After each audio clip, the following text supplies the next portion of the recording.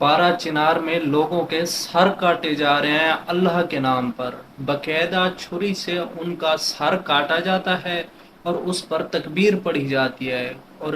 یہ کام اللہ کے نام پہ کیا جاتا ہے کہ یہ ہم اللہ کی رضامندی کے لیے کر رہے ہیں۔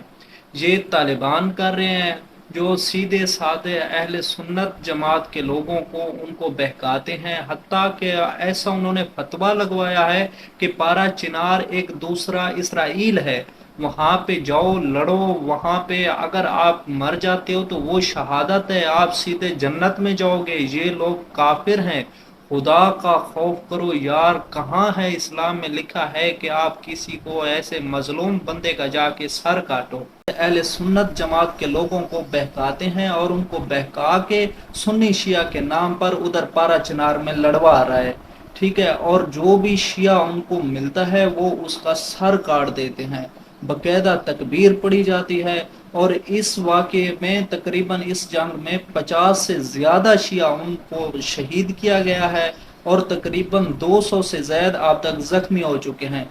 اور حکومت اس معاملے پر ایک دم سے خاموش ہے۔ حکومت اس معاملے میں کوئی ایکشن نہیں لے رہی، نہ کوئی پولیس، نہ کوئی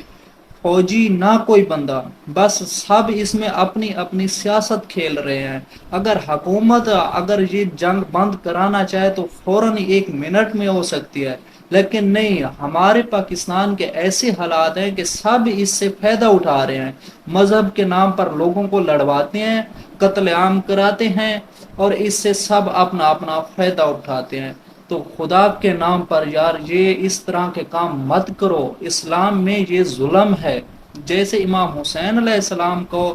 اس کا سر کاٹا گیا اللہ کے نام پر، اسی طرح آج بھی یہی ہو رہا ہے پارا چنار میں، مسلمانوں کے، شیعہ لوگوں کے، ان کے سر کاٹے جا رہے ہیں اللہ کے نام پر۔